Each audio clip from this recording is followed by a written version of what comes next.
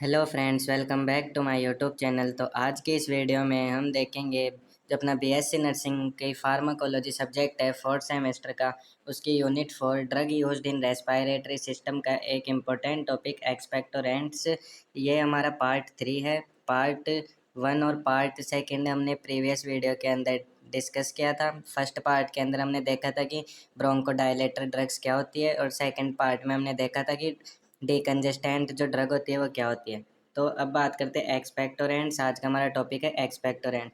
तो नॉर्मली मैं आपको बताऊं कि एक्सपेक्टोरेंट्स क्या होते हैं। तो एक्सपेक्टोरेंट्स ऐसी मेडिसिन्स होती है जो हमारे एयरवे में जमा हुए, अगर कोई भी म्यूकस है, अगर म्यूकस से अपना एयरवे है वो ब्लॉक है, तो ये म्यूकस है उसको पतला कर देती है, और पतला करके उसकी क्वांटिटी है उसको बढ़ा देती है, जिससे क्या होता है कि जब भी अपन छींकते हैं तो उसके साथ ही जो म्यूकस है वो बॉडी से बाहर एक्सपेल आउट हो जाए।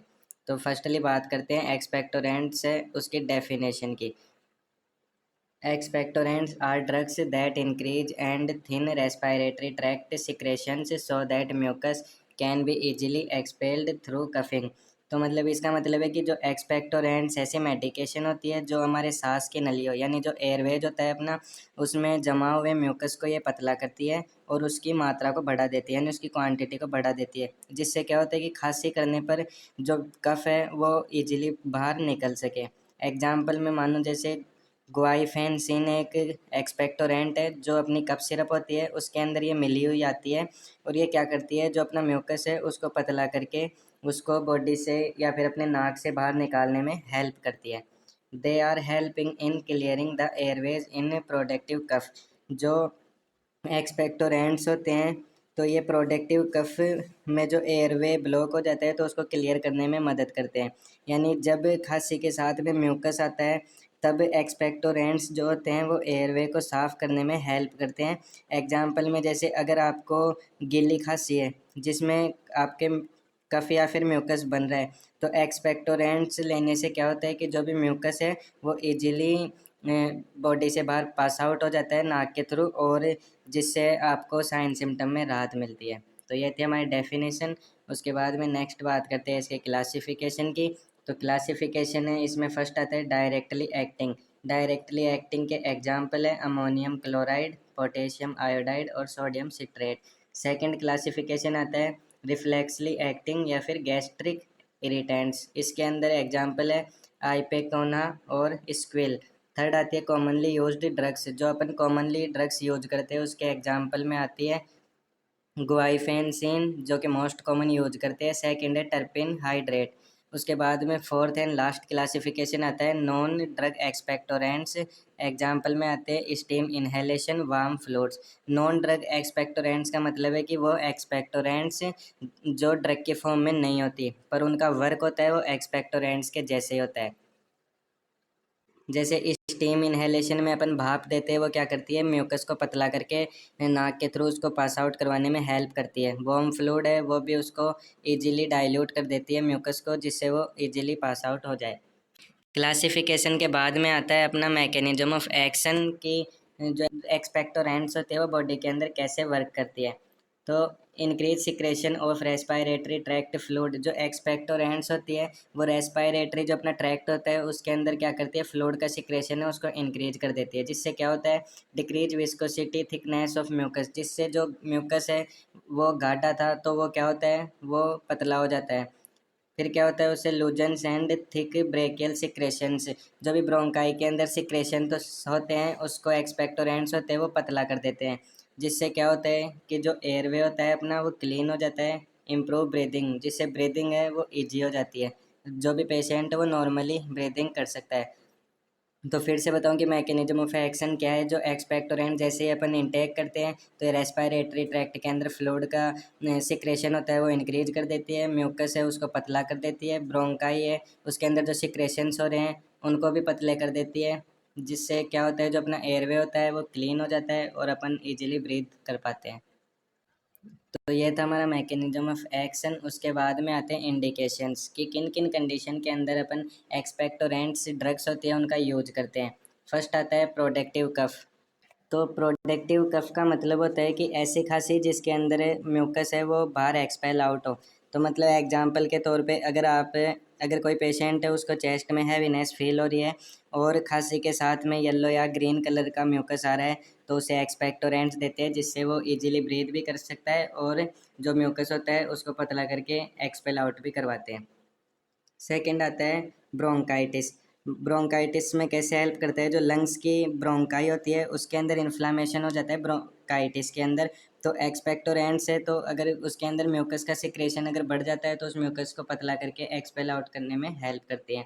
फिर आती है निमोनिया की कंडीशन में क्या होता है, लंग्स के अंदर इन्फेक्शन और इन्फ्लामेशन हो जाता है, तो क्या होता है कि म्यूकस का प्रोडक्शन है वो बढ़ जाता है, तो एक्सपेक्टोरेंट्स क्या करते हैं कि म्यूकस के प्रोडक्शन होता है तो उसका गाढ़ापन है उसको कम करके पतला कर देते हैं और उसे बॉडी से बाहर निकालने में हेल्प करते हैं। उसके बाद में है कॉमन कोल्ड। कॉमन कोल्ड का मतलब है जुखाम। जुखाम की कंडीशन में क्या होता है कि जो अपने नाक है उसके अंदर क्या होता है कि वो जो म्यूकस होता है वो जमा हो जाता है, तो ये एक्सपेक्टोरेंट्स देने से क्या होता है कि जो म्यूकस है वो पतला हो जाता है और एयरवे है वो बिल्कुल क्लीन हो जाता है। फिर आता है respiratory tract infection. Respiratory tract infection में भी अपन इनका यूज करते हैं एक्सपेक्टोरेंट्स का। रेस्पायरेटरी ट्रैक्ट इन्फेक्शन में भी जो अपर रेस्पायरेटरी ट्रैक्ट इन्फेक्शन होते हैं जिसके अंदर नोज ब्लॉकेज या फिर कफ का प्रोडक्शन बढ़ जाता है, तो उसके अंदर अपन एक्सपेक्टोरेंट्स ड्रग होती है उनका यूज करते हैं। उसके बाद में आता है साइड इफ़ेक्ट, कि कौन कौन से साइड इफ़ेक्ट यानी बॉडी के ऊपर बुरे इम्पैक्ट पड़ते हैं एक्सपेक्टोरेंट्स के, जिसमें फर्स्ट आता है अपना नोजिया। नोजिया नोजिया का मतलब होता है जी मचलना, यानी पेट के अंदर घबराहट या फिर उल्टी अपने को फील होती है। जैसे एग्जाम्पल के तौर पे समझे तो जैसे अपन एक्सपेक्टोरेंट्स लेते हैं उसके बाद में पेशेंट उसको अजीब सा फील होता है या फिर उसको उल्टी आने का मन होता है। सेकंड आता है वोमिटिंग।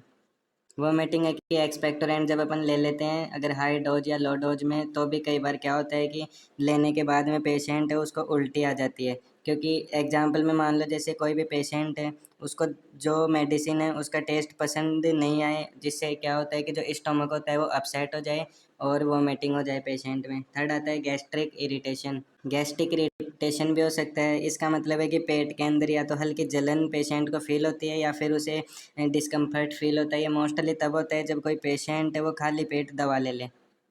उसके बाद में आता है डायरिया।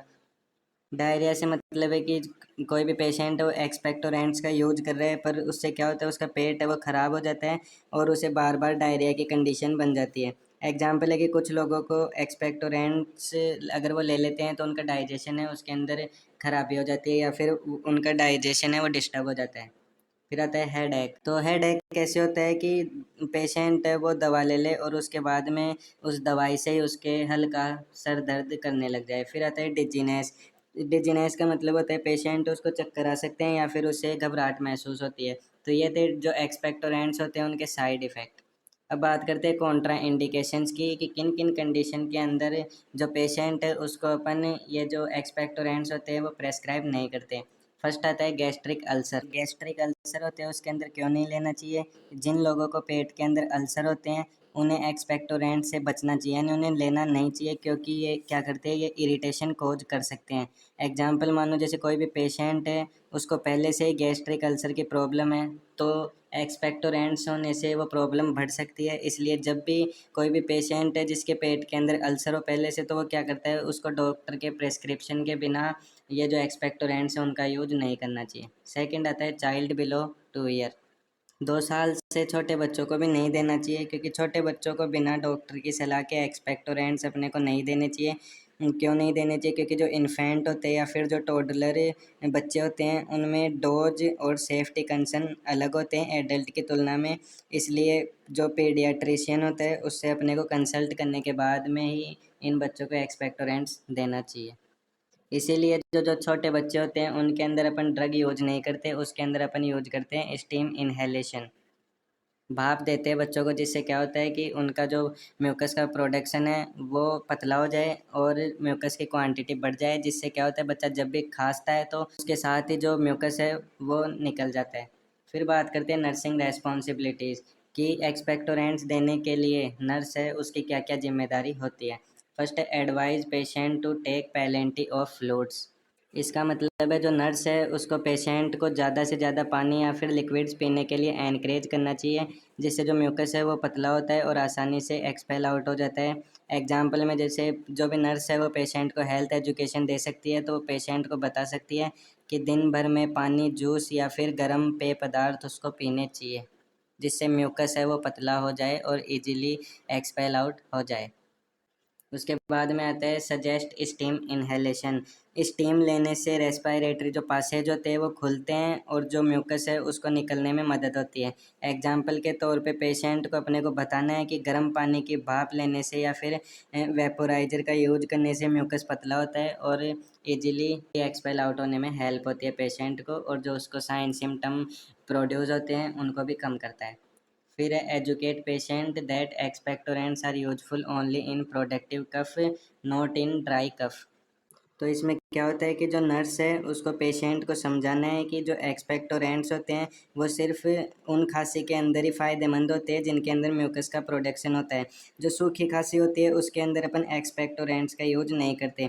तो जो नर्स होती है उसको पेशेंट को क्लियर करना है कि एक्सपेक्टोरेंट्स का काम म्यूकस को पतला करना होता है, इसलिए ये सिर्फ प्रोडक्टिव कफ के अंदर ही अपन यूज करते हैं। फिर आता है ऑब्जर्व द साइड इफ़ेक्ट। जो नर्स होती है उसको पेशेंट है उसके अंदर जो एक्सपेक्टोरेंट ड्रग लिए उससे जो भी साइड इफ़ेक्ट देखने को मिलते हैं, जैसे पेशेंट को नोजिया, वॉमिटिंग या फिर डिजीनेट्स हो, तो उस पर ध्यान देना चाहिए और डॉक्टर है उसको इन्फॉर्म करनी चाहिए। डॉक्टर को बताना चाहिए कि पेशेंट के अंदर ये साइड इफ़ेक्ट एक्सपेक्टोरेंट्स यूज करने से हो रहे हैं। तो ये थी आज का अपना टॉपिक। आई होप आप सभी को समझ में आया होगा। तो आज की इस वीडियो में हमने देखा कि एक्सपेक्टोरेंट्स है वो क्या होते हैं, इनका डेफिनेशन, इनका क्लासिफिकेशन, इनके uses, mechanism of action, contraindication, side effect और नर्स की क्या रेस्पॉन्सिबिलिटीज़ होती है। तो इनके बारे में अपन ने आज के इस वीडियो के अंदर डिस्कस किया। आई होप आप सभी को अच्छे से समझ में आया होगा। अगर आपको वीडियो हेल्पफुल लगती है तो वीडियो को लाइक, शेयर और जो चैनल है उसको सब्सक्राइब करें। तो नेक्स्ट वीडियो में हम बात करेंगे drug used in respiratory system का पार्ट 4, जिसके अंदर हम डील करेंगे एंटी ट्यूसिव ड्रग्स है वो क्या होती है। तो तब तक के लिए good bye and take care.